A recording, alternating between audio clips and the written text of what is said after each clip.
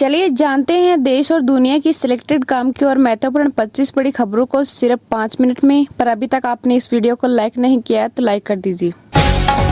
विकसित भारत बनाने के लिए स्किल रिसर्च और इनोवेशन जरूरी, नीति आयोग की बैठक में बोले पीएम मोदी। केशव मौर्य बोले, झूठ से मिली सफलता से गुब्बारे की तरह फूल गए अखिलेश यादव। बजट पर राघव चड्ढा ने भाजपा को सुनाया, कहा सरकार ने 10 सालों में टैक्स लगाकर खून चूस लिया। रूस के बाद अब यूक्रेन भी जाएंगे पीएम मोदी, 23 अगस्त को कर सकते हैं दौरा। मैं विदेश नीति जानती हूं, बांग्लादेशी शरणार्थियों वाले बयान पर घिरने के बाद ममता बनर्जी का पलटवार। अगस्त में 13 दिन बंद रहेंगे बैंक, 4 रविवार और 2 शनिवार के अलावा अलग अलग जगहों पर 7 दिन कामकाज नहीं होगा। कपिल सिब्बल ने कहा, नए आपराधिक कानून अधिक दमनकारी, सरकार नागरिकों को नियंत्रित करना चाहती है। पुरानी पेंशन पर आर पार की लड़ाई, एमपीएस पर अड़ी सरकार, वहीं कर्मचारी संगठनों ने दी संसद घेराव की चेतावनी। प्रियंका गांधी बोली, इजराइल के नरसंहार का विरोध करे दुनिया, कहा गाजा में मासूम बच्चों महिलाओं की आवाज दबाई गई, वह पश्चिमी देश इसका समर्थन कर रहे। राजस्थान, असम और अरुणाचल में भी अग्निवीरों को आरक्षण, अब तक 10 राज्यों ने रिजर्वेशन देने की घोषणा की। हरिद्वार प्रशासन ने कावड़ मार्ग में मस्जिद मजार पर लगे पर्दे हटाए। बॉर्डरों पर डटे पंजाब के किसानों को दिल्ली जाने की इजाजत नहीं दे रहे तो क्या मैं उन्हें लाहौर भेज दूं? हरियाणा सरकार पर भड़के पंजाब सीएम भगवत मान। सिटी ऑफ लव पेरिस ने किया ओलंपिक्स का स्वागत, ओपनिंग सेरेमनी में एफिल टावर का लेजर शो व सीन नदी में हुई परेड ऑफ नेशंस। शिवसेना नेता संजय राउत बोले, महाराष्ट्र में शिवाजी फैन क्लब व गुजरात में चलता है औरंगजेब फैन क्लब।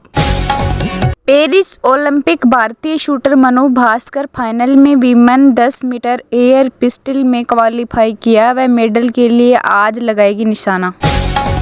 बाढ़ प्रभावित क्षेत्रों में पूर्वानुमान और नियंत्रण के लिए बनाए गए टेलीमेट्री सिस्टम लगाने में देरी हुई, संसदीय समिति ने जताई चिंता। शरद पवार बोले, कोर्ट ने जिसे तड़ी पार किया वो आज गृह मंत्री, हमें सोचना होगा, शाह ने पवार को भ्रष्टाचार का सरगना कहा था। गोल्डी अशोक समेत 16 कंपनियों के मसाले खाने योग्य नहीं। कानपुर में सब्जी मसालों में मिले कीड़े और पेस्टिसाइड, बिक्री पर रोक। इलेक्ट्रिकल गाड़ियों पर 30 सितंबर तक मिलेगी सब्सिडी, सरकार ने ईएमपीएस के लिए 278 करोड़ रुपए बढ़ाए, इसमें इलेक्ट्रिकल कारें शामिल नहीं। कमला हैरिस ने राष्ट्रपति पद की उम्मीदवारी का फॉर्म भरा, कहा हर वोट के लिए कड़ी मेहनत करूंगी। इंपोर्ट ड्यूटी घटने से सोना 5,149 रुपये सस्ता हुआ, वहीं आईफोन की कीमत भी 6,000 रुपये तक कम हुई। उनके बोलने का समय खत्म हो गया था, बैठक में ममता के माइक बंद करने के दावे को केंद्र ने किया खारिज। नीति आयोग की बैठक में बोले पीएम मोदी, देश को विकसित बनाने में राज्यों की भूमिका अहम। भारत में 1.40 लाख से अधिक स्टार्टअप, सबसे ज्यादा महाराष्ट्र में, वहीं उत्तर प्रदेश गुजरात से आगे।